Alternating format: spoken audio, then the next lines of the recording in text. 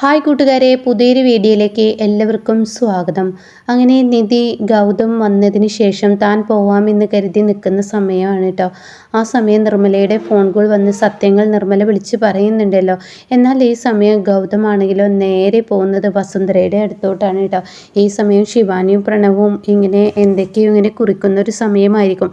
ആ സമയമാണ് ഗൗതമിനെ ഇങ്ങനെ കയറി വരുന്നത് കാണുന്നു കേട്ടോ. ഗൗതം ആണെങ്കിലോ കയറി വരുമ്പോൾ തന്നെ താൻ ഇടത് കാലാണ് കേട്ടോ ആദ്യം എടുത്ത് വെക്കുന്നത്. അപ്പോൾ തനിക്കിങ്ങനെ ഓർമ്മകളിൽ വരികയാണ്, താൻ താമസിച്ചിരുന്ന വീടാണ്, തൻ്റെ അമ്മയാണ്, തന്നെ അമ്മയെ പോലെ സ്നേഹിക്കുന്ന പാറു ഇഴയുണ്ട്, തൻ്റെ അനിയൻ, തൻ്റെ അച്ഛൻ, യാമിനി, ഇവരൊക്കെ കുറിച്ച് ഇങ്ങനെ ഓർമ്മകളിൽ വരികയാണ് കേട്ടോ. അപ്പോൾ ആ സമയം ഗൗതമിന് ഇങ്ങനെ തോന്നുകയാണ്, ഇത് ശരിയല്ല, ഞാൻ ഇടത് കാല് വെക്കുന്നത്, ഞാൻ വലത് കാലിനെ വെക്കട്ടെ എന്ന് പറഞ്ഞ് വലത് കാല് വെക്കുമ്പോഴേക്കും ഗൗതമിൻ്റെ ഉള്ളിൽ വീണ്ടും ഓർമ്മകളിൽ വരികയാണ് കേട്ടോ. താൻ ഒരു ദത്തുപുത്രനാണെന്ന് പറഞ്ഞിട്ട് ശിവാനി എല്ലാവർക്കും മുന്നിൽ തെളിയിച്ച ആ സത്യത്തെക്കുറിച്ചിട്ട് അതാലോചിക്കുമ്പോൾ ഗൗതം വല്ലാതെ തകർന്നു പോവുകയാണ്. ആ സമയം ഇടത് കാല് വെച്ച് തന്നെ ഗൗതം മുന്നോട്ട് നീങ്ങുമ്പോഴാണ് പ്രണവിൻ്റെ കണ്ടിൽ തൻ്റെ ഏട്ടൻ വന്നത് കണ്ടിരിക്കുന്നത് കേട്ടോ. ഏട്ടനെ കണ്ട ഉടൻ തന്നെ പ്രണവ് ഏട്ടാ എന്ന് പറഞ്ഞ് ഉറക്കെ വിളിച്ച് ഓടിക്കൊണ്ട് ചെല്ലാൻ കേട്ടോ. പക്ഷേ ഇത് ശിവാനിക്ക് അംഗീകരിക്കാൻ കഴിയില്ല. ശിവാനിക്ക് അംഗീകരിക്കാൻ കഴിയാത്ത അത്രയും വേദനയാവണം കേട്ടോ. അങ്ങനെ ശിവാനി ഇയാളെന്താ ഇങ്ങോട്ടേക്ക് കയറി വന്നത് എന്നുള്ള ആ ലെവലിൽ ശിവാനിങ്ങനെ നിൽക്കുന്നുണ്ട് കേട്ടോ. ആ സമയം അമ്മേ ഓടി വാ, ഏട്ടനിതാ വന്നിരിക്കുന്നു എന്ന് പറയുമ്പോൾ ഇവിടെ ഉടൻ തന്നെ പാറു ഓടി വരികയാണ് കേട്ടോ. എന്ത് എൻ്റെ മോനോ എന്ന് പറഞ്ഞിട്ട് പാറു ഗൗതമിനെ കെട്ടിപ്പിടിക്കാൻ കേട്ടോ. അങ്ങനെ ഗൗതമിനെ കണ്ടപാടെ പാറു പറയണേ, എൻ്റെ പൊന്നു മോന് തിരികെ വീട്ടിലോട്ട് വന്നില്ലേ, ഈ അമ്മയുടെ സ്നേഹം നീ നന്നായി മനസ്സിലാക്കുന്നത് കൊണ്ട് തന്നെ നീ എൻ്റെ അരികിലോട്ട് എത്തിയില്ലേ, ഈ അമ്മയ്ക്ക് നീ ഇല്ലാതെ ജീവിക്കാൻ കഴിയില്ലെന്ന് മനസ്സിലാക്കിയത് എൻ്റെ പൊന്നു മോൻ എത്തിയില്ലേ എന്ന് പറയുമ്പോൾ പാറുവിനെ ഇങ്ങനെ തള്ളി മാറ്റാണ് കേട്ടോ. ആ സമയം പാറുവിൻ്റെ മനസ്സിൽ വലിയ വേദനയാവണം. എന്തിനാ മോനെ ഈ അമ്മയെ നീ തള്ളി മാറ്റുന്നത്, ഞാനിപ്പോൾ ഇങ്ങോട്ടേക്ക് വന്നത് അതിനൊന്നല്ല, പിന്നെ നീ എന്തിനാ മോനെ വന്നത്, ഞാൻ വന്നത് സത്യങ്ങൾ വിളിച്ചു പറയാൻ. എന്ത് സത്യം എന്ന് ചോദിക്കാനിട്ട അത് കേട്ട ഉടനെ പറയണേ, ഞാൻ സത്യങ്ങൾ വിളിച്ചു പറയാനാണ് ഇങ്ങോട്ടേക്ക് വന്നത്.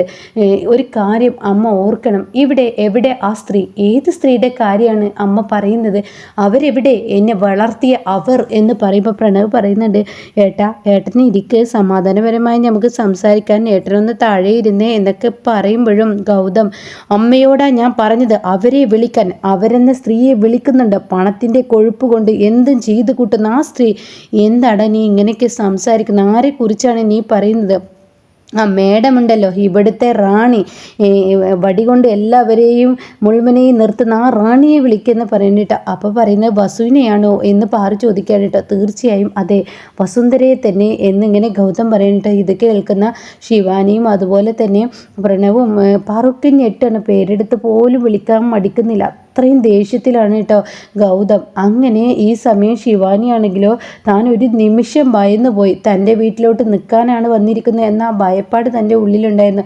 പക്ഷേ ഇപ്പോൾ വഴക്ക് കൂടാനാണ് വന്നിരിക്കുന്നതെന്ന് അറിയുമ്പോൾ ശിവാനിയുടെ മനസ്സിനൊരു കുളിരൊക്കെ വരികയാണ് കേട്ടോ.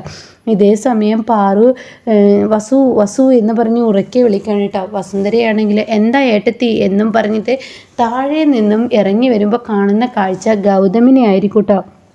ഗൗതമിനെ കണ്ട വസുന്ധര ഓടിച്ചെല്ലാണ്, എൻ്റെ പൊന്നു മോനെ നീ എത്തിയല്ലോ, ഈ അമ്മ നിനക്ക് വേണ്ടി ഇരിക്കുകയായിരുന്നു, നീ എപ്പോൾ വരുമെന്ന് കണ്ണും കാതും പുറത്തോട്ടിട്ട് നോക്കിയിരിക്കുകയായിരുന്നു, എൻ്റെ മോൻ എത്തിയല്ലോ, സുഖാലോ, എന്തായടാ നിൻ്റെ കോലം, ഒരു വിധമായിക്കണേ നിൻ്റെ കോലം എന്നൊക്കെ ഇങ്ങനെ പറയുന്നുണ്ട് കേട്ടോ. ആ സമയം ഈ വാക്കുകളൊക്കെ കേൾക്കുമ്പോൾ ഗൗതമിന് അതൊന്നും വില പോകുന്നില്ല. അങ്ങനെ ഗൗതം ഒരൊറ്റ തള്ളിയിട്ട്, നിങ്ങളൊരു സ്ത്രീയാണോ, നിങ്ങൾ എന്നെയും എൻ്റെ ഭാര്യയെയും പിരിക്കാൻ വേണ്ടി 2 കോടി രൂപ കൊടുത്തിരിക്കെ, എന്ത് സ്വഭാവക്കാരെയാണ് നിങ്ങൾ എന്ന് പറഞ്ഞ് ഒച്ചയെടുക്കുമ്പോൾ വസുന്ധര ആകെ ഞെട്ടിപ്പോവാണിട്ടാ. വസുന്ധര വീണ്ടും, മോനെ നിന്നെ കിട്ടാൻ വേണ്ടി ഈ അമ്മ എത്രയോ ദിവസങ്ങളായി കാത്തിരിക്കുകയായിരുന്നു, നീയാണ് എൻ്റെ മോനെ എന്നൊക്കെ ഇങ്ങനെ പറയുമ്പോൾ മതി നിങ്ങളുടെ അഭിനയം, ഞാൻ എൻ്റെ പ്രാണന് തുല്യം സ്നേഹിക്കുന്ന എൻ്റെ ഭാര്യയെ നിങ്ങൾ വിലപേശിയിരിക്കുന്നു, എൻ്റെ ഭാര്യയ്ക്ക് മുന്നിൽ 2 കോടി വെച്ചിട്ട് എൻ്റെ ഭാര്യ എന്നിൽ നിന്ന് അകന്നു പോകണമെന്ന് നിങ്ങൾ പറഞ്ഞിരിക്കുന്നു, എന്നാൽ ഞാൻ നിങ്ങളെ വെറുതെ വിടില്ല, ഈ ഗൗതം ആരാണെന്ന് നിങ്ങൾ ശരിക്കും അറിയും, ഇതാ ഈ 2 കോടി നിങ്ങളുടെ തലയിൽ അങ്ങ് ഇട്ടേക്ക് എന്നും പറഞ്ഞ് മുഖത്തോട്ട് വലിച്ചെറിയുന്നത് പോലെ ഇങ്ങ് വലിച്ചെറിയുന്നുണ്ട് കേട്ടോ. ശരിക്കും ഈ റീമേക്കിൽ പണവുമായിട്ടാണ് വരുന്നത്, ബാഗൊക്കെ പിടിച്ച് വരുന്നുണ്ട്, പക്ഷേ ഇവിടെ ആ ഒരു സ്ലിപ്പുമായിട്ടാണ് കേട്ടോ വരുന്നത്. എന്നിട്ട് ഇതാ 2 കോടി നിങ്ങളങ്ങ് എടുത്ത് തിന്നേക്ക് എന്നും പറഞ്ഞ് വലിച്ചെറിയുമ്പോൾ ഗൗതം എന്താടാ നീ കാണിക്കുന്നത്, എന്നിങ്ങനെ വസുന്ധര ചോദിക്കാൻ ഞാൻ എന്ത് കാണിക്കണം? നിങ്ങൾ കുറേ നാളായി എന്നെയും ഈ പറയുന്ന നിധിയെയും പിരിക്കാൻ വേണ്ടി പല തന്ത്രങ്ങളും കുതന്ത്രങ്ങളും മേയുന്നു. എന്നാൽ ഇനി അത് വേണ്ട. എൻ്റെ ഭാര്യ എനിക്ക് ഭാര്യ തന്നെ. അവളില്ലാതെ എനിക്ക് ജീവിക്കാൻ കഴിയില്ല. അവളാണ് എൻ്റെ ഈ ഊർജ്ജം, എൻ്റെ ശരീരത്തിലൂടെ കൂടെ ഓടുന്ന ഊർജ്ജം. അവൾ എൻ്റെ ജീവനാണ്, അവൾ എൻ്റെ പ്രാണനാണ്. പണത്തിന് വേണ്ടിയിട്ട് ഞാൻ ഒരിക്കലും അവളെ തള്ളിപ്പറയില്ല. അതുകൊണ്ട് തന്നെ എനിക്കെൻ്റെ ഭാര്യ ഇപ്പോൾ ഈ നിമിഷം ഇവിടെ എത്തണം. ഇല്ല എങ്കിൽ നിങ്ങളെ ഞാൻ കൊല്ലുമെന്ന് പറയട്ടോ. അപ്പോൾ അത് കേട്ടോടെ തന്നെ മോനെ ഞാനൊന്ന് പറയട്ടെ എന്ന് വസുന്ധര പറയുമ്പോൾ പാറു പറയണേ, നീ വസു ഇത്രയും ക്രൂരതകൾ ഇനിയും ചെയ്യരുതായിരുന്നു.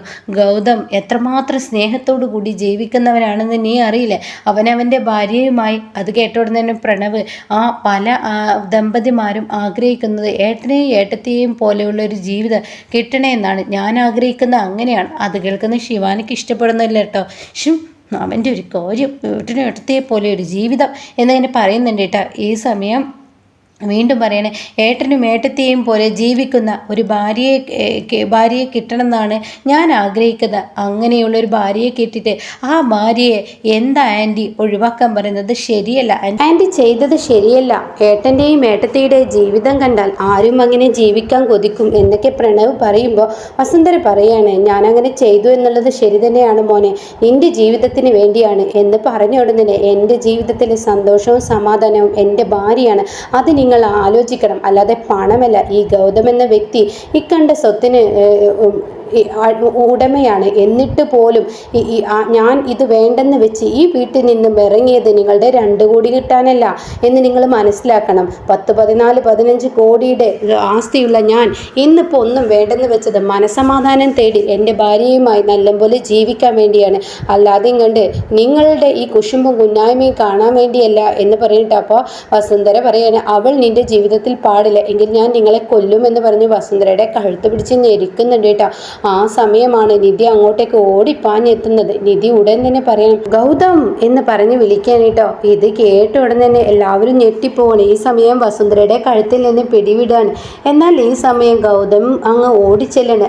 പിന്നീടാണെങ്കിലോ നിധി ഗൗതമിനെ കെട്ടിപ്പിടിക്കാണ്. എന്നിട്ട് പറയാണ്, ഗൗതം എന്താണ് ഈ കാണിക്കുന്നത്? ഗൗതം എന്താണ് ഈ ചെയ്യുന്നത് എന്നൊക്കെ പറഞ്ഞ ഉടൻ തന്നെ ഗൗതം പറയണേ, നിധി നീ എന്നെ ഒഴിവാക്കി പോയോ എന്ന് ചോദിക്കുമ്പോൾ ആര് പറഞ്ഞു ഗൗതം? പിന്നെ ഇവരുടെ പണം നീ വാങ്ങിയിട്ട് പണത്തിൻ്റെ വാല്യൂ നീ എനിക്ക് തന്നിട്ടുള്ളതെന്ന് പറയുമ്പോൾ ഗൗതം ഞാൻ അങ്ങനെയൊന്നും ചെയ്തിട്ടില്ല എന്ന് ഗൗതമിനോട് നിധി പറയുന്നുണ്ട് കേട്ടോ. അപ്പോൾ ഇങ്ങനെയൊക്കെയാണ് ഇന്നത്തെ എപ്പിസോഡിൽ വരാനിരിക്കുന്നത്. അപ്പോൾ വസുന്ധരയ്ക്ക് ഇനി നല്ല കിടുക്കൻ സീനാണ്, തിരിച്ചടിയാണ് ഇനിയിപ്പോൾ ഗൗതമിൻ്റെ കയ്യിൽ നിന്ന് കിട്ടാനിരിക്കുന്നത് കേട്ടോ.